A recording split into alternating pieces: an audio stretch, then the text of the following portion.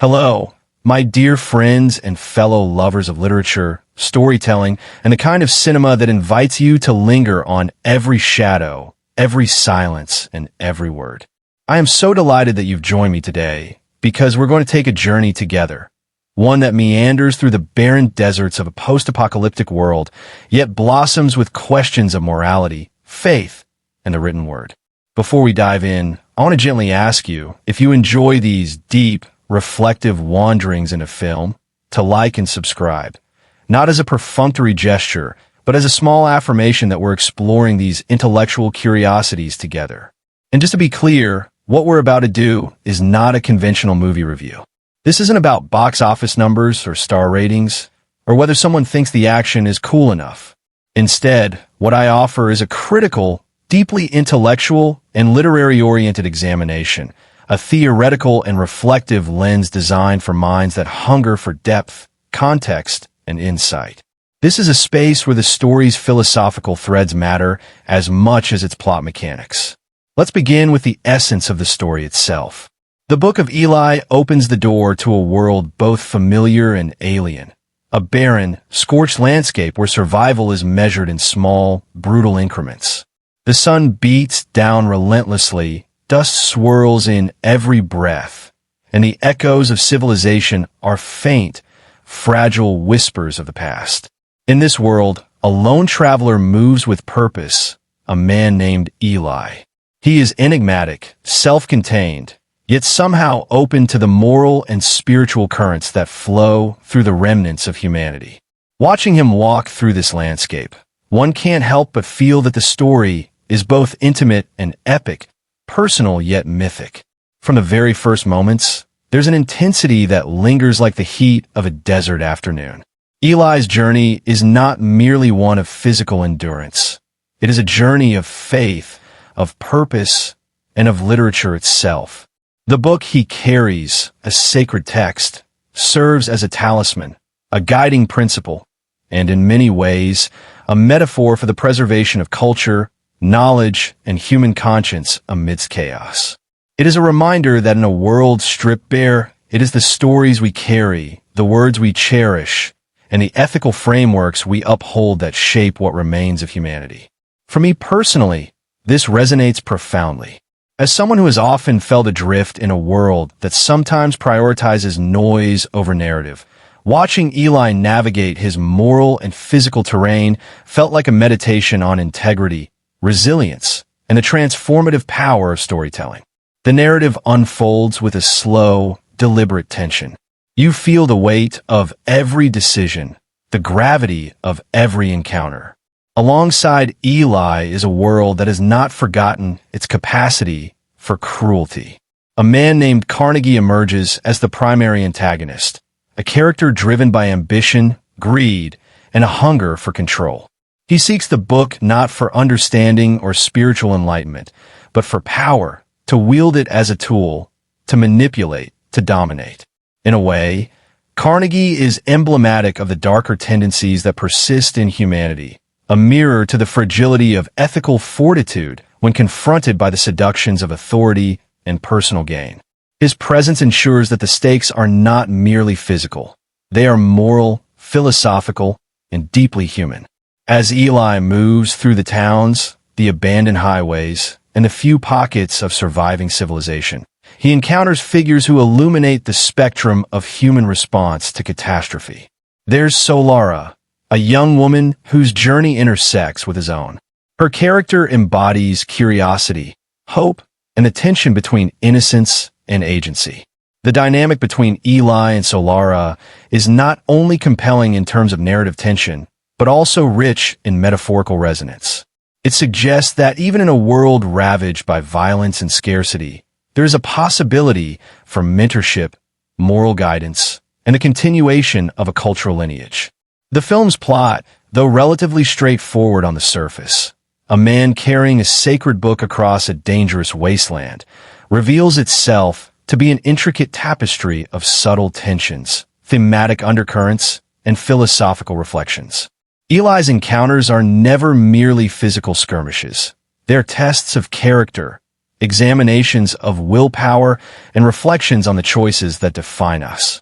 There is a rhythm to the storytelling, one that mirrors the measured footsteps of the protagonist across endless deserts. Every pause, every confrontation, and every quiet moment of reflection adds layers to the narrative, transforming a journey across a ruined landscape into a meditation on human perseverance and the endurance of knowledge. Perhaps what struck me most deeply while watching the story unfold was the way it negotiates the tension between action and reflection. On one hand, there are sequences of gripping, visceral intensity, the sudden skirmishes, the unexpected bursts of violence that remind us that survival in this world is never assured. On the other hand, the film takes its time to linger in the moments between action. Eli pausing to observe a fallen structure, tracing the contours of a destroyed landscape, reflecting on the ethical implications of his decisions. It is in these moments that the story truly resonates on a literary level, reminding viewers that narrative is not solely defined by events, but by the interiority of characters and the meanings they ascribe to those events. As the plot progresses, we begin to see hints of the world's larger mythology. The destruction wrought upon humanity is not accidental, nor is it explored in exhaustive detail. Rather, it is suggested, implied, leaving room for interpretation and reflection. The absence of a fully articulated backstory gives the film a haunting ambiguity. It asks the viewer to grapple with questions of cause and consequence, to consider the fragility of civilization, and to meditate on the moral choices that persist even when society's structures collapse. In watching Eli navigate this landscape, I was reminded of the ways in which literature itself serves as a bridge across time, preserving ideas, ethical frameworks, and cultural memory, even when the world seems poised for ruin. And then there is the book itself, a motif so central to the story that it becomes almost a character in its own right. It represents knowledge, faith, and moral guidance. It is also a source of conflict, desire, and danger. The pursuit of this book by Carnegie and his followers transforms a simple object into a symbol of immense power, raising profound questions about how we relate to knowledge and how we safeguard what we consider sacred. For me, this dynamic resonated on a personal level. As someone who has spent countless hours lost in the pages of literature, the idea that books themselves can embody hope, resistance, and transformation is deeply moving. Eli's devotion to the book is a testament to the enduring human belief that words matter, that they can shape action, morality, and ultimately, the trajectory of our lives. Without revealing every twist, it is worth noting that the story contains moments that challenge assumptions and reward careful attention. There are subtleties in character motivations, in the way dialogue is constructed, and in the manner that the physical environment mirrors internal struggles. Each confrontation, each scene of moral ambiguity, and each quiet moment of reflection works together to create a film that is not merely an action story, but a meditation on the interplay between faith, power, and humanity's ongoing negotiation with both. I also found myself reflecting on the cinematography in ways that surprised me. The desolate landscapes are captured with a painterly quality, the color palette muted yet striking, emphasizing the harshness of the environment while simultaneously allowing for moments of beauty and introspection. The interplay of light and shadow becomes a narrative device in its own right, highlighting not only the peril of the external world, but also the internal stakes, the moral and ethical dilemmas that Eli faces at every turn. In these visual choices, one can see the filmmaker's commitment to creating a narrative experience that operates simultaneously on intellectual, emotional, and aesthetic levels. The storytelling rhythm, punctuated by moments of violence and stillness, reminded me of a novel unfolding in cinematic form. In literature, we often linger on the internal monologue, on description and reflection. In film, these elements must be externalized, and yet, this story manages to capture that reflective depth beautifully. Watching Eli move through the world, you feel both the immediacy of danger and the weight of history, tradition, and knowledge pressing down upon him. It is a rare balance, one that speaks to the sophistication of the storytelling and the care with which every frame, every line, and every action is considered. Toward the climax, the tension escalates in a manner that is both thrilling and intellectually satisfying. The final confrontation is not merely a physical showdown. It is a confrontation of ideas, values, and the very principles that guide human conduct. Without giving away too much, it is in these moments that the story's literary underpinnings shine most brightly, inviting viewers to consider what they would carry forward if the world itself were stripped to its essentials. It is a meditation on the endurance of principle and the ways in which knowledge and morality are intertwined in the human experience. And yet, what makes this narrative so personally resonant for me is not merely its plot mechanics or thematic sophistication. It is the way the story connects with lived experience. The experience of navigating a world that often seems morally complex, ethically ambiguous, and fraught with peril, yet where acts of courage, stewardship, and reflection still hold immense significance. Eli's unwavering commitment to his purpose, his steadfast moral compass, and his patient navigation of danger serve as a reminder that even in the most difficult circumstances, the choices we make and the values we uphold matter. They ripple outward, shaping not only our own lives, but the broader currents of human existence. The film's layered exploration of morality, literature, and survival lingers long after the credits roll. It is a story that invites multiple viewings, careful thought, and deep conversation. It rewards attentiveness to the subtleties of character, the richness of dialogue, and the ways in which visual composition and narrative structure reinforce thematic concerns. For those of us who approach film from a literary perspective, it is a rare gift, a cinematic work that is not afraid to challenge its audience intellectually while also providing the visceral satisfaction of a compelling story. And so, as I reflect on the experience of watching this film, I find myself returning to its quiet moments as much as its climactic sequences. I think about the journey across the desert, the solitude of the traveler, the moral clarity he maintains, and the enduring resonance of the book he carries.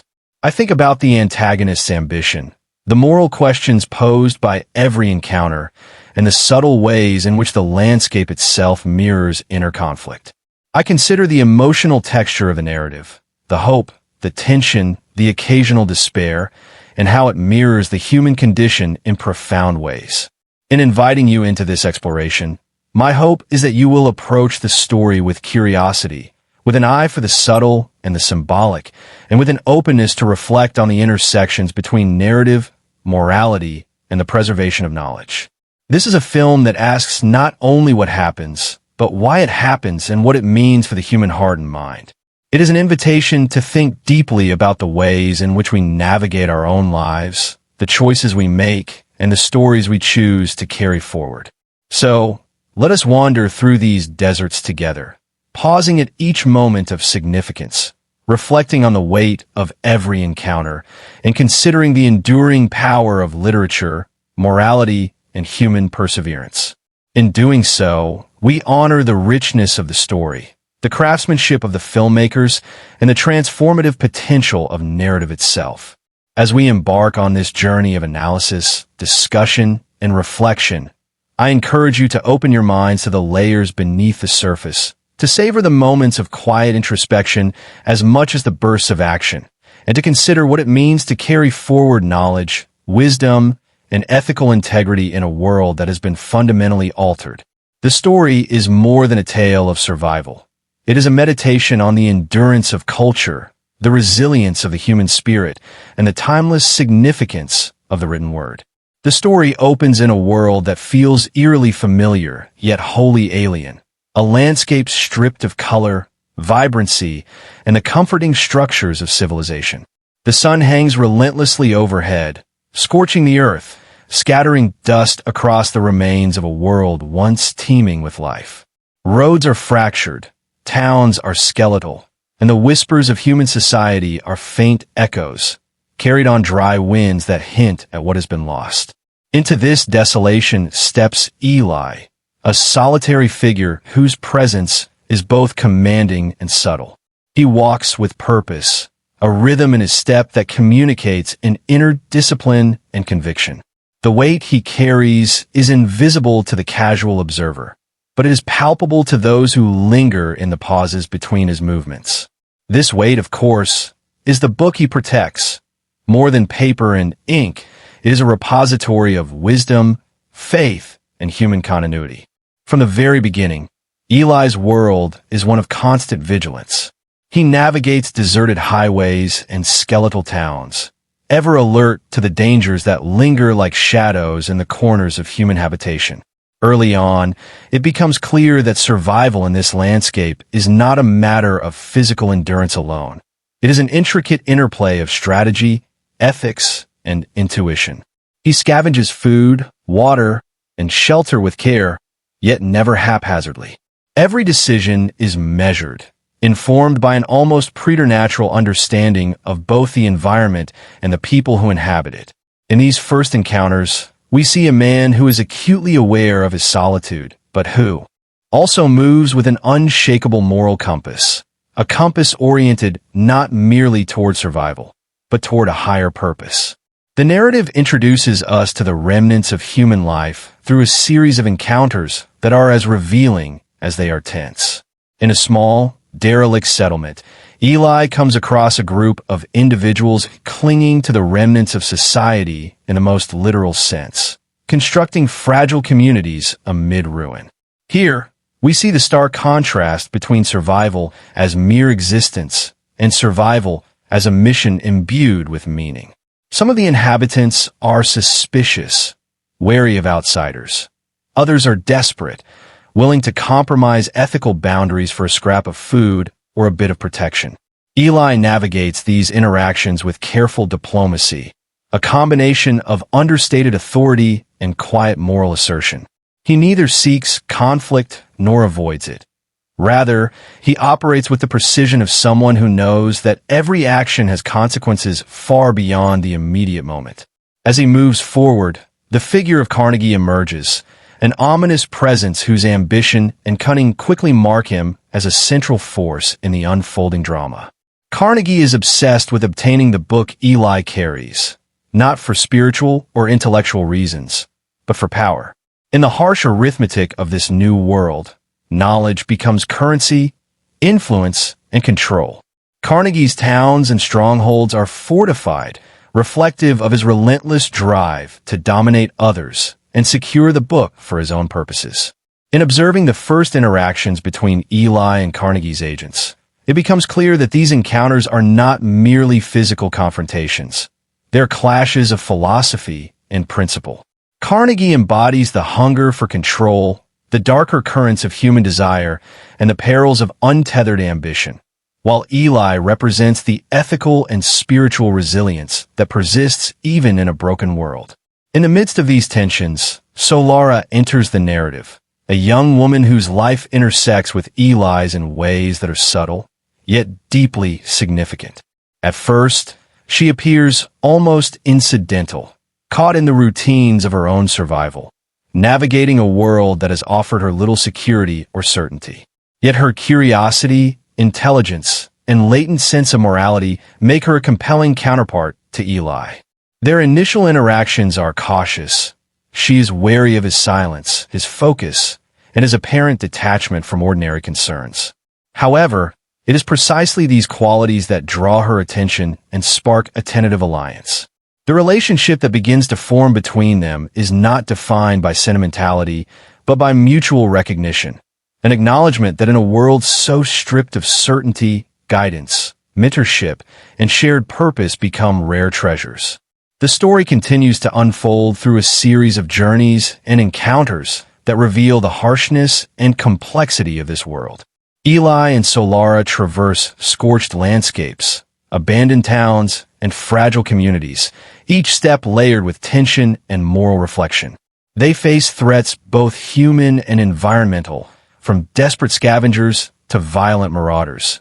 Yet these confrontations are never merely external. Every skirmish, chase, and encounter serves as a crucible, testing character, resolve, and ethical commitment. Observing these sequences, One senses that the filmmakers are deliberately drawing attention to the interplay between external danger and internal fortitude. Survival here is inseparable from moral choice. Action is inseparable from reflection. A particularly striking early development occurs when Eli demonstrates the depth of his preparation and skill. In one sequence, he navigates a dangerous urban environment with a combination of stealth, observation, and improvisation. He anticipates threats before they manifest, moving through the space as though he has already calculated every possible outcome. It is a sequence that does more than impress with its technical execution. It communicates Eli's mindset. He is a man attuned to the rhythms of danger, yes, but also profoundly connected to the broader ethical and spiritual stakes that his journey entails. The precision and foresight he displays serve as a narrative shorthand for his inner discipline and commitment to the mission that defines his existence. Meanwhile, the story introduces subtle but profound reflections on human nature and societal collapse. In the small communities Eli encounters, we see the ways in which scarcity and fear can warp behavior, eroding empathy and ethical cohesion. Some inhabitants hoard resources, wielding them as instruments of control. Others exploit the vulnerability of newcomers for personal gain. Yet there are also glimpses of resilience and cooperation, of shared responsibility and quiet acts of kindness. These contrasts are critical, not merely for narrative tension, but for thematic resonance. They establish the moral terrain on which Eli operates, highlighting the stakes of his choices and underscoring the precariousness of civilization in the aftermath of catastrophe. The narrative tension is further enriched by the film's use of environmental storytelling. The landscape itself acts as a character, shaping the journey and reflecting inner states. Desolate highways, empty towns, and scorched deserts are not mere backdrops. They are visual metaphors for isolation, loss, and endurance. Shadows stretch long across broken roads. Dust swirls around abandoned structures, and sunlight cuts sharply through the sky. All elements that reinforce the narrative's meditative, almost mythic quality. As Eli moves through these spaces, one senses the weight of history pressing down, the remnants of a world that once held vibrancy and complexity now reduced to fragile traces. It is in these moments that the story's philosophical depth begins to crystallize, reminding us that the physical journey is inseparable from the moral and spiritual journey that unfolds alongside it. Interspersed within these sequences of movement and danger are moments of reflection and dialogue that reveal character and theme with subtlety and grace. Eli does not explain himself. He does not need to. His silence is eloquent, his choices revealing more than words ever could. Solara, on the other hand, verbalizes curiosity, doubt, and moral questioning, providing a narrative counterpoint that allows the audience to engage more actively with the unfolding ethical dilemmas. Together, they navigate the tension between action and contemplation, between survival and higher purpose. The narrative pace alternates between suspenseful sequences and reflective interludes, creating a rhythm that mirrors both the physical and intellectual journeys of the characters. The tension escalates as Eli and Solara draw closer to Carnegie's stronghold, a place that embodies the central ethical and narrative conflict of the story. Carnegie's control over resources, information, and the book itself makes him a formidable obstacle, not merely in a physical sense, but as a symbol of human corruption and moral compromise. Early encounters with his lieutenants and enforcers establish the stakes, emphasizing the cunning, ruthlessness, and ideological ambition that define his character. In navigating these encounters, Eli demonstrates not only skill and foresight, but an ethical clarity that contrasts sharply with Carnegie's utilitarian amorality. These scenes are critical in establishing the narrative tension that will carry forward, illustrating the interplay between knowledge, power, and morality that underpins the story. One of the most compelling sequences in the early narrative involves the gradual recognition of the book's significance by those who encounter Eli. Some react with reverence, sensing its importance even if they cannot articulate it fully. Others react with fear or desire, seeing in it a tool for domination. This dynamic adds a layer of philosophical and literary resonance to the story. It is a meditation on how knowledge is perceived, valued, and contested, and how objects of cultural and intellectual significance can become focal points for conflict, aspiration, and moral reckoning. For viewers with a literary sensibility, these scenes invite reflection on the power of texts, the fragility of human understanding, and the ways in which ethical imperatives interact with the pursuit of knowledge. The story's tension is heightened by subtle foreshadowing and narrative ellipses that suggest larger thematic concerns. Moments of quiet observation, lingering shots of abandoned structures, and brief glimpses of human ingenuity and resilience all contribute to an underlying sense of anticipation. The audience begins to sense that the journey is moving toward a confrontation that is not only physical but moral, a reckoning that will test not only survival instincts but ethical and spiritual commitments. This layering of suspense and intellectual engagement is part of what gives the story its enduring appeal, transforming what could have been a straightforward post-apocalyptic tale into a rich, reflective meditation on human nature and the endurance of culture. Even in the early stages of the journey, the narrative underscores the interplay between mentorship, growth, and legacy. Solara's evolving understanding of Eli's purpose is mirrored by her increasing competence, courage, and ethical awareness. Through shared experiences, she learns not only practical skills of survival, but also the subtler arts of discernment, judgment, and moral reasoning. Eli, in turn, navigates the responsibilities of guidance and protection without succumbing to sentimentality or authoritarianism. Their partnership exemplifies the story's broader meditation on the transmission of knowledge, the cultivation of virtue, and the continuity of human values in a fractured world. Throughout these sequences, the story's visual, auditory, and narrative elements coalesce to create a world that is immersive, morally complex, and emotionally resonant. The desolation of the landscape amplifies every act of kindness, courage, or cruelty. The scarcity of resources heightens every moral decision, and the looming presence of Carnegie's ambition underscores the stakes of a journey. The narrative's pacing, alternating between tense confrontations, reflective interludes, and moments of mentorship, ensures that the audience remains engaged not only with the unfolding plot, but with the philosophical and ethical questions it raises. By the time the journey reaches the outskirts of Carnegie's domain, several critical themes and conflicts have been firmly established. The interplay between survival and morality, the significance of knowledge, the tension between ambition and virtue, and the ethical responsibilities of mentorship all converge in a narrative that is both exhilarating and thought-provoking. Eli has been revealed not simply as a survivor, but as a custodian of culture, a moral agent navigating a world in which the stakes extend far beyond personal preservation. Solara's development ensures that the story's exploration of these themes is dynamic and multidimensional, emphasizing the continuity of human values across generations and circumstances. In these early developments, the story establishes a rich foundation for the dramatic and philosophical explorations that will follow. Every action, every encounter, every moment of reflection contributes to a tapestry that is at once suspenseful, morally complex, and deeply human. The journey is both literal and allegorical, a meditation on endurance, responsibility, and the transmission of knowledge in a world that has been stripped to its essentials. By the time the narrative moves toward the impending confrontations with Carnegie and the ethical challenges they embody, the audience is fully immersed in a world that is as intellectually engaging as it is visually and emotionally compelling.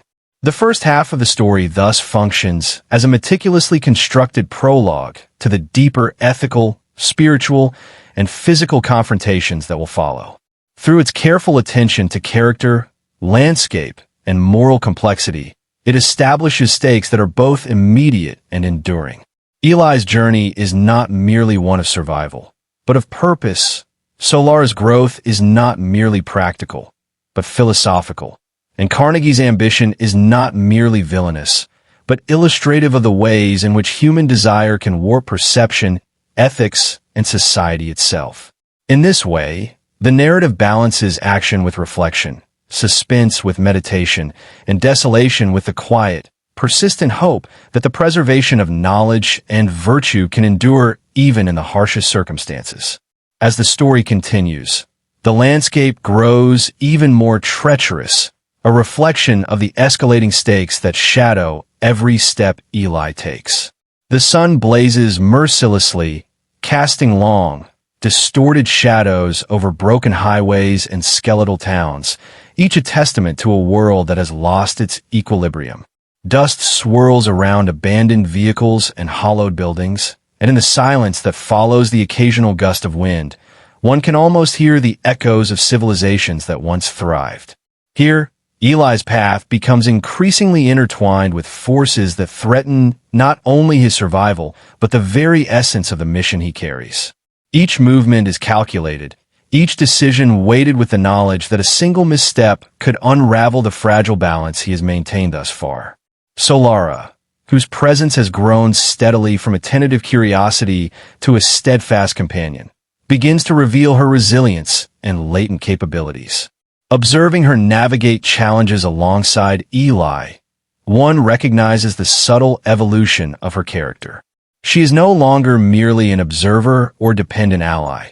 She is becoming a participant in the ethical and physical stakes of the journey. Their dialogue, once sparse and cautious, develops a rhythm of shared understanding and cautious humor, punctuated by moments of reflection that reveal their contrasting perspectives on morality, survival, and hope. Solara's growth mirrors the story's broader meditation on human adaptability, the persistence of curiosity, and the way mentorship can nurture the emergence of strength in unexpected forms. The shadow of Carnegie looms ever larger, his presence felt in every fortified settlement and every encounter with his enforcers. As Eli and Solara draw closer to his stronghold, the narrative shifts into a tense exploration of strategy, deception, and moral confrontation. Carnegie's obsession with the book intensifies, not just as a tool of power, but as an ideological symbol. In his mind, knowledge is subservient to control, a resource to be monopolized, and a weapon to impose his vision of order. In observing his machinations, the audience becomes acutely aware of the contrast between the utilitarian amorality of Carnegie and the principled, almost sacred purpose that drives Eli. These contrasts are not merely narrative devices. They illuminate the film's meditation on the ethics of knowledge, power, and human ambition. The journey toward Carnegie's domain is punctuated by encounters that test both physical skill and moral judgment. One particularly intense sequence involves a confrontation with a gang of raiders who have carved out a precarious existence on the fringes of society. The encounter is chaotic, a blur of improvised weapons, stealthy maneuvers, and high-stakes decision-making. Yet beneath the surface of physical action lies a deeper exploration of character. Eli demonstrates his capacity for patience, foresight, and precision, while Solara confronts her own fears and limitations. Together, they navigate a landscape in which survival depends as much on intellect and moral clarity as on brute force. Amid these escalating tensions, subtle narrative threads weave through moments of reflection and revelation. Eli's internal monologue, occasional glances at the book, and interactions with Solara reveal the profound philosophical weight of his journey. The book is not simply a physical object to be protected. It is a symbol of continuity, culture, and the enduring human spirit. In a world stripped of infrastructure, social norms, and collective memory, it embodies the fragile remnants of civilization. Each decision Eli makes is informed by a recognition of the book's significance, not merely for himself, but for humanity's potential to rebuild ethical and intellectual frameworks in the aftermath of collapse. As the narrative approaches its pivotal moments, the tension between ideology and ambition reaches a crescendo. Carnegie's control over the resources, information, and people in his domain creates a formidable obstacle. He orchestrates schemes, traps, and negotiations with the precision of a man who believes the ends justify any means. The encounters between Eli and Carnegie's agents are fraught with both physical danger and moral complexity. Each clash underscores the broader, thematic exploration of the story. The ethical use of knowledge versus the exploitation of power, the persistence of human decency versus the corruption of ambition, and the enduring relevance of faith and purpose in a desolate, unforgiving world. A major turning point occurs when Solara's courage and resourcefulness come to the forefront. In a sequence marked by suspense and careful choreography, she takes decisive action that shifts the momentum of their struggle. Her evolution from hesitant observer to active participant is emblematic of the story's broader commentary on human growth under pressure. In this context, mentorship, moral clarity, and experience converge to produce not only survival, but transformation. Solara's interventions are not mere plot devices.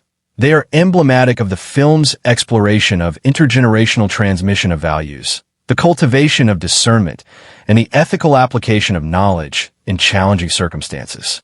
The climactic confrontation with Carnegie serves as the fulcrum around which the story pivots. In these sequences, the narrative achieves a delicate balance of suspense, moral intensity, and philosophical reflection.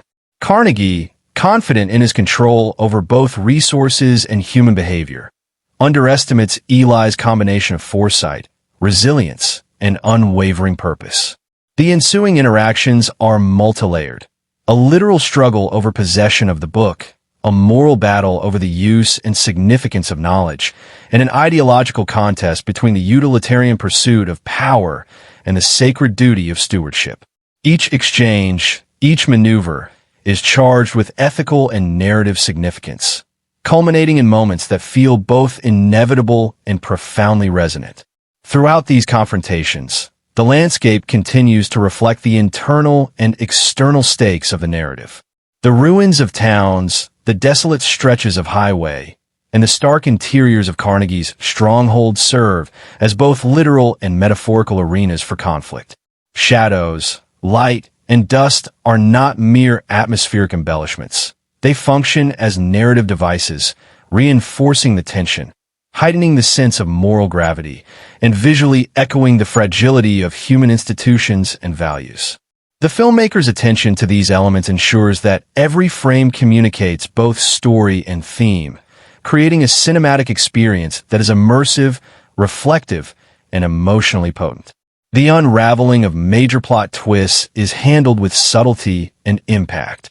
Characters' motivations, previously hinted at through dialogue and behavior, are revealed in ways that deepen both narrative and thematic resonance. Unexpected alliances form, loyalties are tested, and hidden depths of courage and cunning are exposed. Eli's unwavering commitment to his mission, juxtaposed with the shifting allegiances and ambitions of those around him, illuminates the moral architecture of the story. It is not merely a tale of survival or adventure. It is a meditation on the enduring relevance of principle, the weight of ethical responsibility, and the quiet heroism that persists even in the absence of societal structures. The resolution of the conflict with Carnegie is both satisfying and thought-provoking. Without resorting to sensationalism or melodrama, the story resolves key tensions in ways that honor both character development and thematic depth. Carnegie's ambitions, while formidable, are ultimately constrained by the very ethical and philosophical principles he disregarded. Eli's mission, though fraught with danger and moral testing, reaches a conclusion that is both narratively coherent and symbolically rich. The culmination reinforces the story's meditation on knowledge as a vessel of civilization, faith as a guiding principle, and the ethical responsibilities inherent in stewardship and mentorship. Throughout the latter part of the narrative, the interplay between physical action and philosophical reflection remains a central feature. Every confrontation, chase, and escape is mirrored by moments of contemplation, dialogue, and moral assessment. This duality ensures that the story is never purely action-driven. It remains deeply reflective, inviting the audience to consider the ethical implications of each event, the significance of choices made under duress, and the broader consequences of human ambition and resilience. In this way, the narrative maintains a balance between spectacle and intellect, emotion and reason, survival and principle. The resolution extends beyond the immediate conflict, touching on themes of legacy, human connection, and the preservation of knowledge. Solara's journey reaches a point of maturation and ethical awakening, informed by her experiences alongside Eli. The lessons she absorbs are practical, moral, and philosophical, reflecting the story's commitment to exploring the transmission of values across generations. Eli's role as custodian, mentor, and moral agent is fulfilled not simply through the protection of a book, but through the cultivation of understanding, courage, and ethical discernment in those who will continue the journey after him. The story closes with a sense of both closure and possibility. The immediate threats have been resolved, the central moral conflicts addressed, and the mission completed. Yet the broader world remains desolate, fragile, and morally complex, a reminder that the endurance of civilization, knowledge, and ethical principle is never guaranteed. The narrative leaves the audience with a sense of reflection, encouraging consideration of the ways in which purpose, principle, and human resilience intersect in the face of adversity. This ending is not simplistic or sentimental. It resonates because it acknowledges the ongoing struggle inherent in the preservation of culture, knowledge, and morality. In reflecting on the unfolding of these events, it becomes clear that the story's power lies not merely in its plot mechanics, but in its thematic and ethical coherence. Every chase, confrontation, and revelation serves to reinforce a meditation on human nature, the significance of knowledge, and the moral imperatives that guide action in the absence of social structure. The tension between ambition and principle, control and stewardship, fear and courage, is explored with nuance and intelligence, creating a narrative that is both intellectually stimulating and emotionally compelling. The cinematic techniques employed in the latter part of the story further enhance its resonance. Visual composition, lighting, and pacing all serve to amplify the narrative's emotional and ethical stakes. Shadows fall long and distorted across broken streets. The harsh glare of sunlight emphasizes desolation and moral clarity alike. The choreography of action scenes is deliberate, allowing moments of tension to coexist with reflection, ensuring that the audience remains engaged both intellectually and viscerally. Sound design, music, and the subtleties of dialogue reinforce mood, tone, and thematic weight, creating a holistic cinematic experience that is immersive and thought-provoking. Ultimately, the narrative arc from the initial journey through escalating challenges to the climactic confrontation and resolution illustrates a world in which human resilience, ethical responsibility, and the preservation of knowledge are inextricably intertwined. The story's climax and denouement offer not just spectacle, but insight, demonstrating that heroism is as much a matter of moral clarity as of physical prowess, and that the survival of culture and virtue relies on the thoughtful stewardship of those who recognize their responsibility to history and humanity. The concluding moments linger in memory because they embody a synthesis of action, philosophy, and emotional resonance.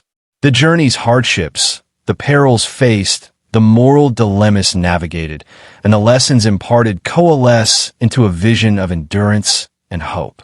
Eli's mission, and Solara's growth alongside him, provide a blueprint for understanding the interplay between purpose, morality, and the cultivation of knowledge in the most trying of circumstances. It is a story that remains with the audience, prompting reflection on the responsibilities of individuals in shaping and preserving the ethical and intellectual frameworks of society. The narrative's conclusion resonates not only because of what transpires, but because of the depth of preparation, ethical layering, and character development that precedes it. Every step, every interaction, and every moral choice builds toward the climax with an inevitability that is narratively satisfying and intellectually compelling.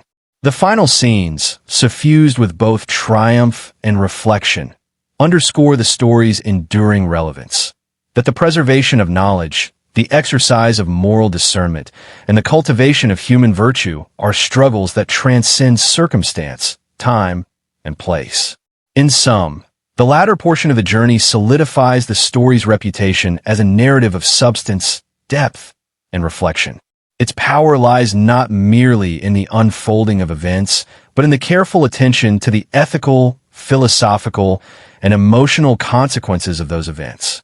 Through its climaxes, resolutions, and final contemplations, the narrative demonstrates the enduring resonance of stories that challenge the intellect, engage the emotions, and explore the complexities of human purpose and moral responsibility in a world that is both desolate and filled with potential. Eli, the story's central figure, is a study in quiet determination, unwavering moral conviction, and the paradoxical strength found in restraint. From the very beginning, he presents a figure whose exterior simplicity masks a labyrinth of experience, belief, and principle.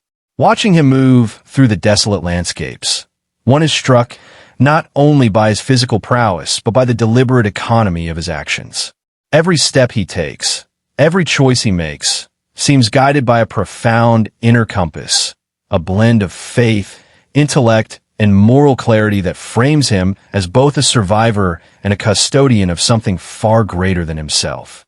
There is a meditative rhythm to the way he navigates danger. His movements are precise, almost ritualistic, yet never mechanical. They feel organic, emerging from a life lived under the weight of responsibility and the constant awareness of the fragility of civilization. What fascinates me most about Eli is the quiet authority of his ethics.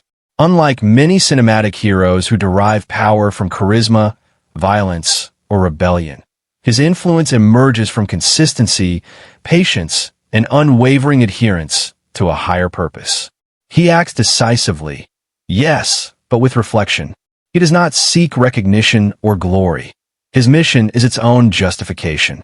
Observing him, one cannot help but reflect on the ways in which moral conviction can manifest in subtle yet profound ways. Eli embodies a type of heroism that is contemplative rather than performative, a reminder that courage is often measured not in spectacle, but in fidelity to principle. Solara, in contrast, represents growth, curiosity, and the transformative power of mentorship. She begins her journey as a figure marked by uncertainty, shaped by the chaos of the world around her, and by a survivalist instinct that is yet to be refined into intentionality. Early interactions with Eli reveal a mixture of apprehension, fascination, and latent intelligence. She watches, learns, and adapts, absorbing not only practical skills, but ethical frameworks. Over time, the film traces a subtle but powerful arc of development. Solara evolves from hesitant follower to an empowered, morally aware participant. Her growth is deeply human, resonating with anyone who has experienced the slow, challenging process of learning from someone wiser or more experienced. What is particularly compelling about Solara's character is how her transformation is depicted through both action and reflection. The narrative allows her moments of agency to emerge gradually, first in small decisions, then in increasingly consequential choices. Each step she takes toward autonomy is undergirded by the lessons gleaned from Eli, and yet the film never reduces her to a mere reflection of his virtues. Instead, she becomes a co-author of her own ethical framework, a living illustration of how mentorship can cultivate discernment, courage, and moral insight in ways that are active and generative rather than passive or derivative. Watching her navigate the treacherous landscapes of the story, I found myself reflecting on my own growth experiences, the mentors who shaped me, and the quiet, accumulative power of learning through observation, trial, and dialogue. Carnegie, on the other hand, is a study in moral inversion and the corruptive allure of power. From a moment he is introduced, his presence is both magnetic and threatening, a personification of utilitarian calculation and ideological obsession. He is a man who believes that knowledge is a tool to be controlled, manipulated, and wielded as a means of domination. What is fascinating about him is that he is not portrayed as cartoonishly evil. Rather, he is intellectually compelling, strategically astute, and morally complex. His ambition is framed in terms that make his eventual confrontations with Eli more than physical battles. They become ideological duels, contests between differing conceptions of the purpose and value of knowledge. Carnegie's presence reminds us that ethical dilemmas often emerge not from clear-cut malice, but from differing interpretations of responsibility, power, and purpose. Observing his interactions, one is drawn into a meditation on the ways in which intellect untethered from conscience can become a mechanism of harm. The interplay between Eli and Carnegie forms the philosophical core of the narrative. One is driven by fidelity to principle and the ethical stewardship of knowledge. The other is driven by ambition and the utilitarian calculus of control. This contrast is more than a narrative device. It reflects deep questions about human nature, governance, and the ethical responsibilities of those who possess resources, information, or influence. In their encounters, both physical and moral, the tension between these worldviews is dramatized with subtlety and clarity, providing a lens through which to consider broader questions of justice, purpose, and human potential. Secondary characters, though less central, contribute significantly to the moral and thematic texture of the story. The enforcers and inhabitants of Carnegie's settlements are often caught between survival instinct and ethical compromise. Their choices, small as they may seem, illuminate the broader consequences of living in a morally fractured society. Each minor character functions as a reflection or foil, revealing dimensions of the central conflict through the ripple effects of decisions that might appear trivial but carry significant ethical weight. Observing these interactions, I was reminded of the complexity of human behavior, the interplay of circumstance and choice, and the profound impact that even seemingly inconsequential actions can have in shaping outcomes in high-stakes environments. Eli's interactions with the natural world are another dimension of character exploration. In the desolate landscapes he traverses, every gesture, crossing a deserted bridge, navigating a ruined town, pausing to consider a path through the dust-swept terrain, is imbued with meaning. These moments underscore his attunement to both the physical and moral environments around him. His engagement with the world is deliberate, respectful, and informed by foresight. In contrast, the broader chaos of human settlements often highlights the consequences of disregard for ethical and social structures.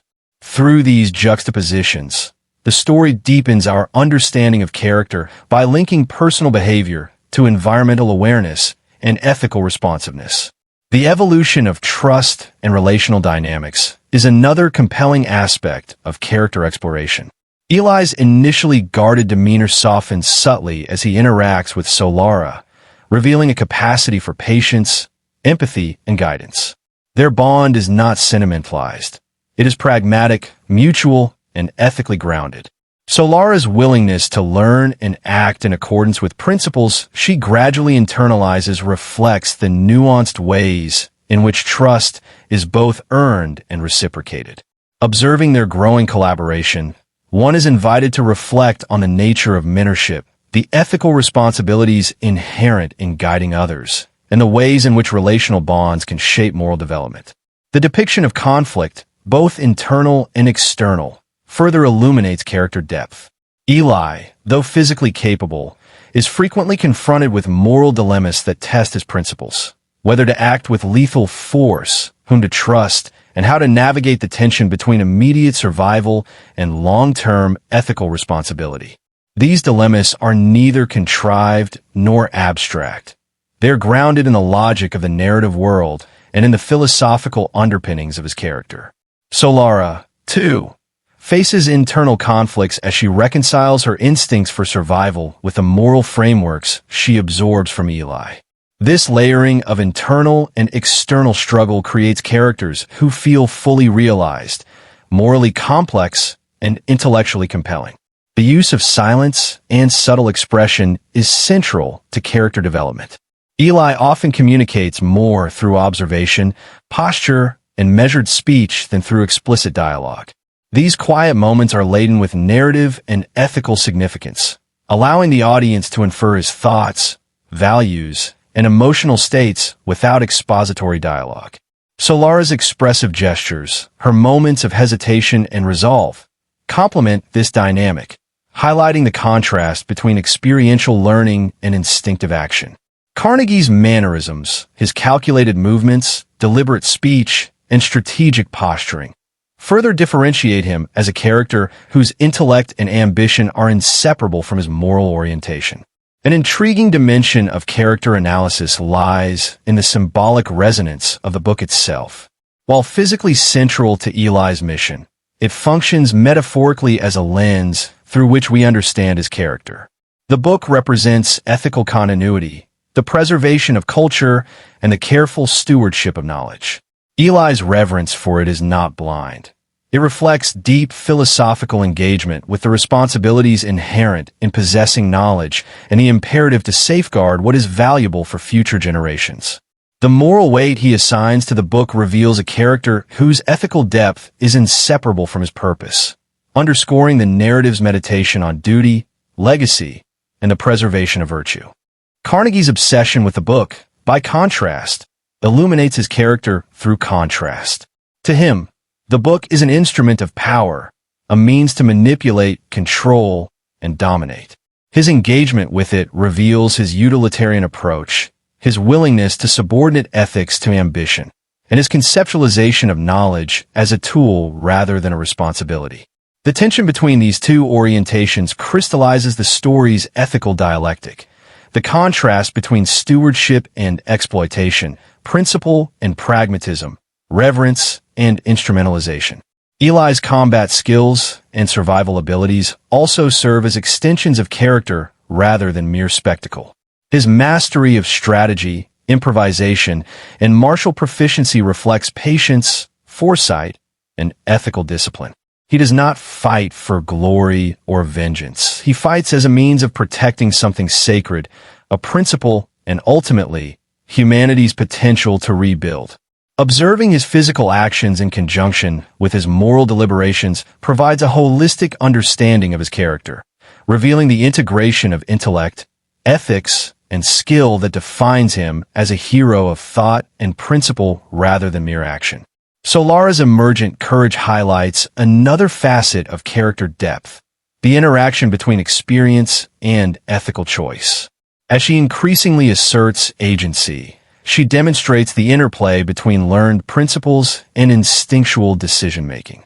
Her growth is both personal and symbolic, reflecting the narrative's broader meditation on mentorship, moral development, and the transmission of knowledge and virtue across generations. Her evolving role emphasizes that heroism is collaborative, relational, and grounded in shared ethical commitment rather than solitary endeavor. In reflecting on these characters, I find myself considering my own responses to ethical challenges, the mentors who have shaped me, and the values I carry forward. Eli's quiet authority inspires reflection on the nature of moral courage, the importance of fidelity to principle, and the responsibilities of stewardship in a world that can so easily devolve into chaos. Solara's growth encourages contemplation of learning, mentorship, and the ways in which exposure to principled guidance can catalyze personal transformation. Carnegie's presence prompts consideration of the dangers of intellect divorced from conscience, and the ways in which ambition can be corrupted when untethered from ethical grounding. Ultimately, the strength of these characters lies not merely in their individual arcs, but in their relational dynamics, ethical conflicts, and symbolic resonance. The interplay of moral clarity, experiential growth, and ideological opposition creates a tapestry of human complexity that is both intellectually stimulating and emotionally engaging. They are not archetypes in a simplistic sense. They are fully realized individuals whose decisions, struggles, and transformations invite deep reflection on human nature, ethical responsibility, and the enduring importance of knowledge, courage, and virtue. The narrative's conclusion reinforces these character explorations, demonstrating how steadfast ethical commitment, guided mentorship, and principled action can shape outcomes even in a world that appears irredeemably broken. Eli's journey, Solara's growth, and Carnegie's downfall collectively articulate a vision of moral universe in which knowledge, courage, and human decency remain potent forces, capable of influencing destiny and preserving civilization's potential. Through this immersive journey, the audience is invited to consider not only what the characters do, but why they do it, the ethical frameworks that guide them, and the philosophical implications of their choices.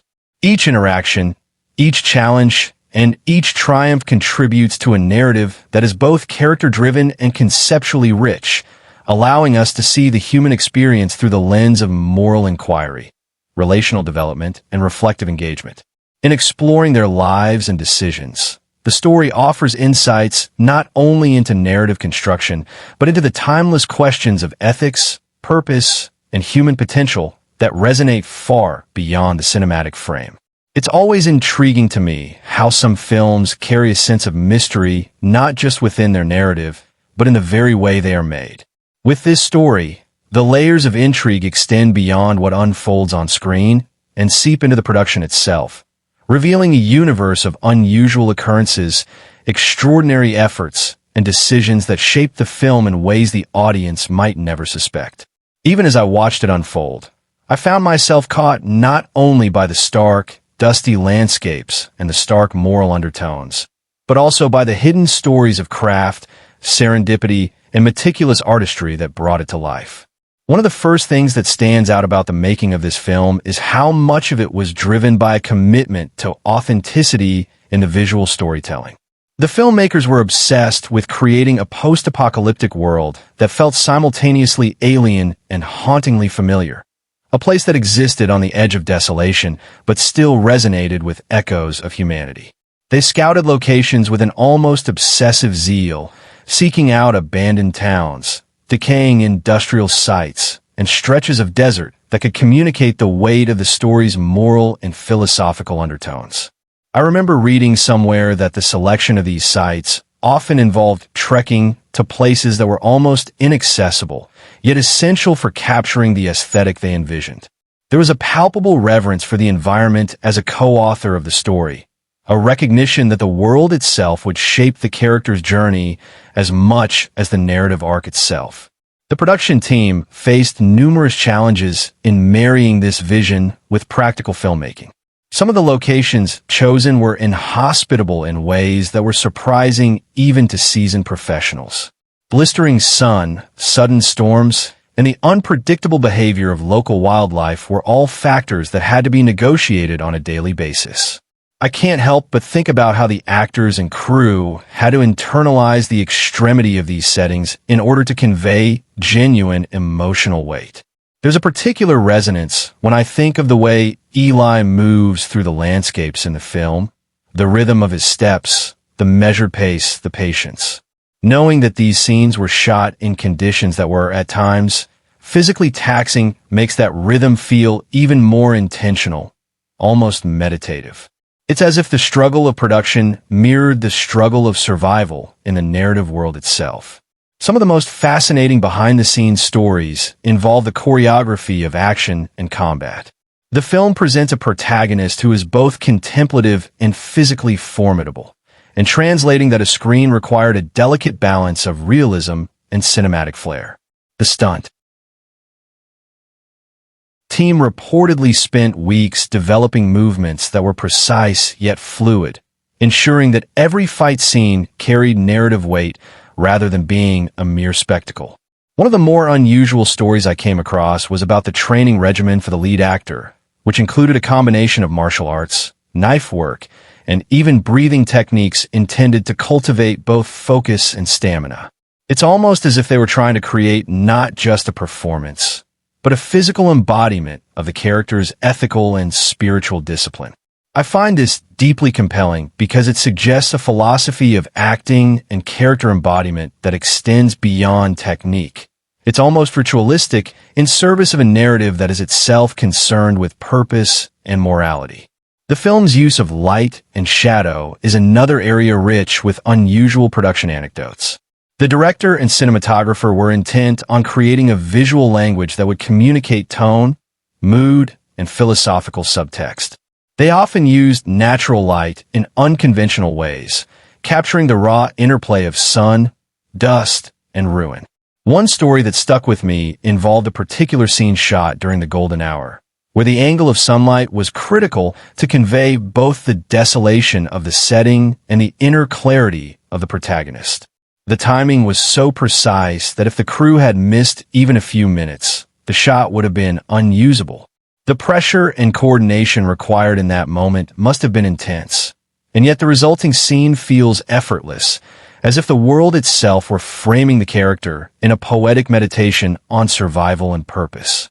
Perhaps one of the strangest aspects of the production involved the book that serves as the film's narrative centerpiece. The prop itself was treated with a reverence that is rare in filmmaking. The production team went through multiple versions, experimenting with binding, texture, and even the weight of the book to ensure that it would convey authenticity on camera. There's a story that the actor carrying it felt a heightened responsibility during shooting, as if the object were not just a prop, but a talisman, a symbolic anchor for the story's ethical and philosophical concerns. This attention to tactile detail is remarkable because it demonstrates how even the smallest elements of production can carry profound narrative and symbolic significance. I was also struck by the unusual challenges the crew faced in blending practical effects with digital enhancement. Unlike films that rely almost entirely on CGI, this production sought a seamless integration of real-world environments, practical stunts, and subtle visual effects.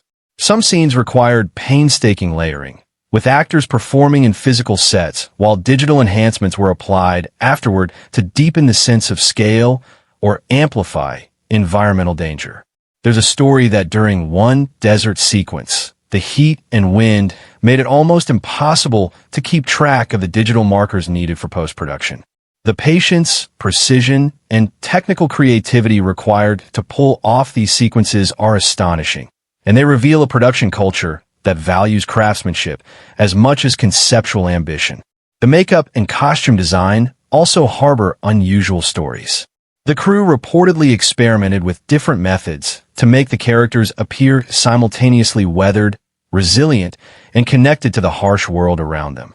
Materials were sourced from unexpected places, some even reclaimed from abandoned buildings or industrial sites, to provide a tactile authenticity that could not have been achieved with conventional studio materials. One anecdote describes how certain costume pieces had to be worn in extreme conditions over extended periods, requiring modifications and adjustments on the fly to ensure both safety and continuity. It's remarkable how these material choices, invisible to many viewers, contributed subtly yet powerfully to the character's believability and the story's immersive quality. Unusual events during production were not limited to technical challenges. There are accounts of the cast and crew experiencing moments that felt almost uncanny, as if the desolate locations themselves were participating in the storytelling. On more than one occasion, sudden shifts in weather or unexpected natural phenomena created conditions that enhanced rather than hindered the narrative vision. One particularly memorable incident involved a dust storm that appeared almost theatrically timed, aligning perfectly with a key scene to heighten tension and visual drama. The team reportedly considered delaying the shoot, but the director embraced it, capturing a spontaneous moment that became emblematic of the film's interplay between chaos and purpose. These incidents underscore how filmmaking, even in meticulously planned environments, retains a dialogue with unpredictability, and how embracing the unexpected can produce moments of profound narrative resonance. The sound design also has a collection of unusual backstories. In order to convey the starkness and eerie isolation of the post-apocalyptic world, the sound team reportedly recorded and manipulated environmental sounds in unconventional ways. Some effects were derived from real-world noises, metal scraping, distant storms, even the subtle hum of industrial remnants, but were altered to produce textures that felt both real and otherworldly. I find this particularly interesting because it demonstrates how auditory storytelling can shape perception, mood, and emotion, often in ways that are subliminal yet profoundly impactful. The film's soundscape, therefore, functions not only as a technical accomplishment, but as a narrative instrument, reinforcing ethical tension, emotional resonance, and thematic undertones.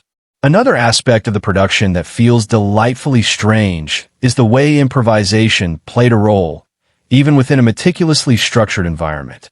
While the narrative and visual composition were carefully planned, there are stories of actors contributing small, improvised gestures or lines that were ultimately retained in the final cut because they captured the subtleties of character or enhanced the thematic impact.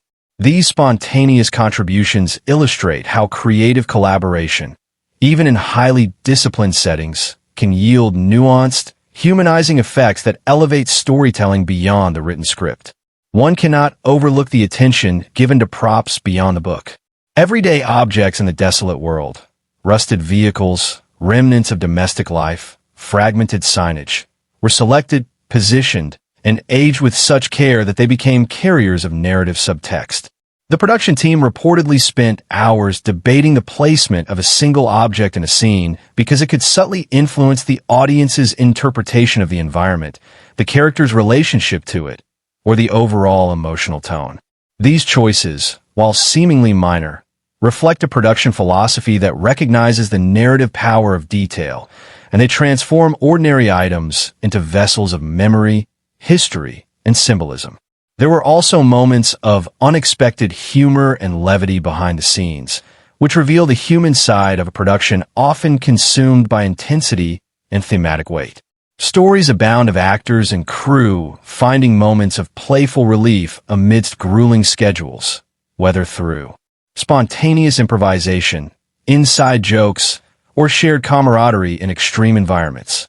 These humanizing anecdotes are fascinating because they remind us that even in worlds defined by desolation and ethical gravitas, the people creating them remain fully, vibrantly human, navigating the pressures and joys of collaborative artistry with resilience and humor. The editing process, too, holds its share of unusual stories. The director and editors reportedly experimented with pacing, juxtaposition, and visual motifs to achieve a rhythm that mirrored both the narrative's moral concerns and the psychological states of the characters. Some sequences were reshaped multiple times, with subtle adjustments producing dramatic changes in tension, clarity, and resonance. There's a story of a sequence that was initially intended to be linear, but was transformed through rhythmic cross-cutting, producing a sense of ethical and existential urgency that perfectly aligned with the protagonist's inner journey. This iterative process, combining meticulous planning with intuitive artistry, highlights how the story's ethical and philosophical depth was mirrored in the craft of its assembly.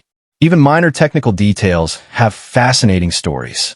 For example, the way dust and debris interact with lighting, how props are weathered to appear convincingly aged, and how camera angles are adjusted to imply moral or psychological tension. All of these are orchestrated with precision, yet with an openness to serendipitous discovery. It's as though every element of production, from the monumental to the minuscule, participates in a conversation about narrative, ethics, and human resilience. And finally, the collaborative culture itself contains a host of unusual dynamics that contributed to the film's singular feel. The director, cinematographer, actors, and crew reportedly fostered an environment in which curiosity, experimentation, and philosophical engagement were encouraged. Decisions were debated not just in terms of logistics or aesthetics, but also in terms of narrative significance, moral resonance, and symbolic impact. The intensity of this intellectual and creative collaboration is evident in the finished work, which feels both precise and alive, structured yet responsive to the unpredictable poetry of human and natural forces alike. Reflecting on all of these behind-the-scenes anecdotes, one can't help but appreciate the production as a tapestry of intentionality, serendipity, and deep engagement with narrative philosophy. The strange occurrences, unusual challenges, and little-known details transform the film from a linear story into a multidimensional exploration of craft, ethics, and human creativity. It is a testament to the dedication of a team that sought not only to entertain, but to immerse, provoke, and resonate with viewers on multiple levels, connecting the aesthetic, the philosophical, and the profoundly human. In the end, what fascinates me most about these stories is not merely the technical ingenuity, nor the unusual circumstances of production, but the way in which each element, each decision, each accident, each creative flourish becomes a metaphorical echo of the narrative itself. The world of the film, austere and morally complex, is mirrored in the world of its creation, where discipline, imagination, improvisation, and persistence converge. Every challenge, every unusual occurrence, every detail chosen or discovered in the process adds a layer of depth, making the finished film not only a story to watch, but a story about storytelling, ethics, and the collaborative labor of art. In tracing these strange and fascinating behind-the-scenes threads, I find myself seeing the film anew. I am reminded that cinema is not merely a product of script, performance, or direction, but a living conversation among environment, artistry, intellect, and chance. Each unusual fact, each quirky anecdote, each moment of serendipity reinforces the sense that creation itself can be as intricate, mysterious, and deeply human as the narrative it produces. And for those of us who love to explore, reflect, and trace the interconnections between art, philosophy, and craft, these stories offer an almost infinite well of inspiration and delight, inviting us to see not only the film, but the world of making it with fresh eyes and open hearts. There's something quietly mesmerizing about revisiting a film with the intent not just to watch, but to unravel, to interrogate, and to inhabit it as if walking alongside the story rather than observing it from a distance. Watching unfold the events of this world, I find myself drawn into a series of questions, moral, philosophical, even spiritual, that seem to exist outside the temporal constraints of the narrative yet are embedded within every action, gesture, and silence. It is this layered richness, this invitation to pause and reflect, that makes certain cinematic experiences linger in the mind long after the credits roll. And this story, in particular, offers a fertile ground for critical inquiry, a space where each plot development is simultaneously a mirror of ethical dilemmas, societal collapse, and the enduring quest for purpose. The journey begins with the protagonist's solitary trek across a wasteland that is simultaneously tangible and symbolic. There is a quiet poetry in his movement, in the deliberate pace of each step, in the care with which he navigates the remnants of civilization. From a critical standpoint, this opening establishes more than a physical journey. It frames a meditation on endurance, morality, and the human capacity to carry meaning through desolation. What I find compelling, and what has lingered in my thoughts for months, is how the landscape itself becomes a character. It is neither passive nor neutral. It interacts with the narrative, challenging the protagonist, shaping his decisions, and reflecting the ethical terrain of the world he inhabits. Every encounter with the remnants of human society, be it a desolate town, a crumbling building, or a group of scavengers, serves as a litmus test, an ethical mirror, asking both the protagonist and the audience to reflect on what it means to act rightly in a morally fractured world. One of the most striking elements of the story lies in the moral architecture of the characters. The protagonist is not simply a hero in the conventional sense. He is a moral fulcrum around which the story pivots. Critically, his journey raises questions about the nature of righteousness, the responsibilities inherent in knowledge, and the cost of integrity in a world stripped of social moorings. Each major event in the narrative is structured as a test, a situation where his choices ripple outward, affecting others in ways that are at once practical and profoundly symbolic. There is a particular scene, for instance, where he confronts a group exploiting their power over others. The tension is heightened not through spectacle alone, but through ethical complexity.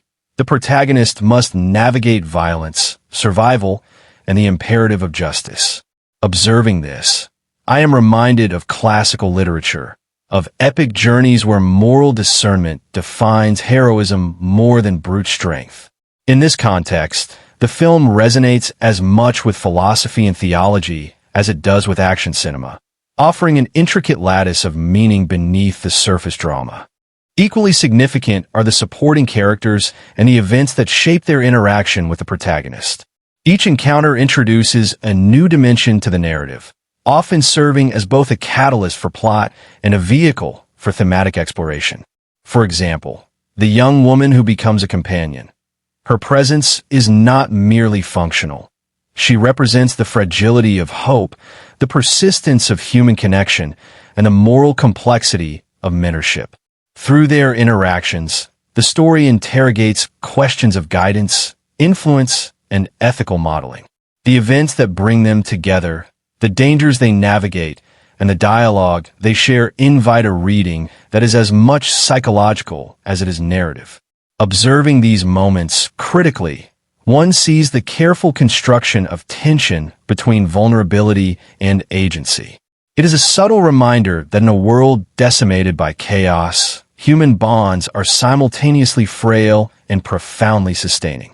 Several sequences stand out in my mind because of the intricate layering of plot, character, and moral resonance. Consider the confrontations with those who have embraced exploitation and greed as survival mechanisms. These encounters are rich for critical analysis because they dramatize the central ethical dialectic of the story, the tension between utilitarian self-interest and principled action. Each event in these sequences carries symbolic weight, forcing the audience to reflect not only on the protagonist's choices, but on the broader societal collapse that allows such behavior to flourish. What fascinates me is the way these confrontations are choreographed visually and narratively. They're neither gratuitous nor sensationalized, but measured, deliberate, and laden with moral gravity. The stakes feel real not just because of physical danger, but because of the ethical consequences that hang in the balance. There is also the recurring motif of literacy and knowledge as a form of power. Critical perspectives illuminate this as a central thread woven through the events of the film. The protagonist's possession of sacred text is not a mere plot device. It becomes a symbol of cultural memory, moral authority, and a capacity to shape the future. Each sequence involving the protection, concealment, or revelation of this text is charged with tension precisely because knowledge is portrayed as both a weapon and a sanctuary. From a critical viewpoint, this elevates the narrative from a story of survival to an exploration of epistemology.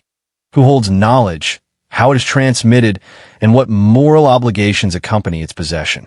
Observing the protagonist's careful stewardship, I am reminded of historical parallels, the ways in which knowledge has been safeguarded, contested, and revered across civilizations. These events, while embedded in a post-apocalyptic setting, resonate far beyond the narrative, inviting reflection on the ethical and practical dimensions of wisdom in society. The climactic events provide fertile ground for examining the interplay of narrative tension, ethical stakes, and emotional resonance. The final confrontations are structured in such a way that each choice carries cumulative significance, weaving together threads established early in the story. What strikes me most is the deliberate pacing. There's a tension between immediacy and reflection, between action and introspection. The protagonist's decisions in these moments are neither heroic in a conventional, explosive sense, nor morally simplistic. They're nuanced, contemplative, and consistent with the philosophical framework established throughout the narrative. Critically, this demonstrates how carefully constructed plot events can amplify thematic depth, reinforcing the story's examination of justice, sacrifice, and moral clarity amidst chaos. One cannot ignore the film's use of symbolic resonance within its events. From the desolate landscapes to the recurring visual motifs of light and shadow, the production choices amplify the thematic weight of narrative moments. The visual framing of certain scenes, isolating the protagonist against vast, empty horizons or casting shadows to suggest moral ambiguity, enhances the critical understanding of plot events as more than sequential occurrences, They are dramaturgical devices that communicate ethical and emotional subtext. It is in these visual decisions that the story's literary quality becomes apparent. One observes a deliberate interweaving of narrative, symbolism, and moral inquiry, creating an experience that is simultaneously cinematic, philosophical, and emotionally compelling. The reception of the film, both critically and popularly, is deeply intertwined with how these events resonate with audiences. From a critical standpoint, one can see why some viewers are drawn to the stark realism and ethical contemplation, while others may focus on the action-driven plot. The events themselves, however, are crafted to engage both perspectives. They provide physical stakes that captivate, alongside moral and intellectual stakes that provoke reflection. In this way, the film achieves a dual resonance, offering immediacy for the viewer, seeking suspense and contemplation for those attuned to philosophical and ethical inquiry. Watching it unfold, I felt the weight of this duality keenly. The tension between visceral engagement and reflective interpretation adds layers of satisfaction to the viewing experience. There is a remarkable consistency in the ethical logic of the narrative events. Even when confronted with chaos, betrayal, or danger, the protagonist's responses are grounded in principles established early in the story. This consistency allows for a reading that is both morally coherent and narratively satisfying. From a critical perspective, it reinforces the film's capacity to communicate complex ideas about integrity, consequence, and human responsibility. Each event, while dramatic, is ultimately a meditation on ethical decision-making, and this careful calibration elevates the story from entertainment to a study in moral philosophy enacted through cinematic form. Another dimension worth considering is the interplay of tension and release across events. The story is structured to modulate suspense, surprise, and revelation, allowing the audience to experience a rhythm of anticipation and reflection. From the initial journey through the wasteland to the climactic confrontations, each event builds upon the last, layering stakes and intensifying engagement. Critically, this rhythm mirrors the thematic exploration of endurance and perseverance. Just as the protagonist must navigate a world of uncertainty with careful judgment, the audience is guided through a narrative landscape that tests patience, moral discernment, and empathy. The structure itself becomes a metaphor for the experience of living ethically amid adversity. The film also engages with the idea of human resilience through its events. Each encounter, each confrontation, each moment of quiet reflection contributes to a mosaic depicting the capacity of individuals to maintain purpose, empathy, and moral clarity even in extreme circumstances. Critically, this emphasizes the narrative's philosophical ambition. The events are not merely obstacles or plot points, but expressions of a worldview in which integrity, perseverance, and ethical courage are meaningful, even when the world itself appears indifferent or hostile. This lends a depth and gravitas to the narrative, transforming seemingly straightforward sequences into meditations on human potential and moral responsibility. Subtle narrative choices, moments where a character hesitates, chooses restraint, or communicates through silence, also offer rich material for critical interpretation. These events, while understated, are densely layered with meaning. Observing them, one appreciates the careful orchestration of pacing, gesture, and emotional nuance. The story rewards attention to detail, inviting viewers to reflect on the consequences of choice, the weight of action, and the ethical undercurrents that inform human behavior. From a literary perspective, this is deeply satisfying. It demonstrates a commitment to character-driven narrative that is simultaneously intellectually and emotionally rigorous. Even the minor events in the narrative contribute to its thematic architecture.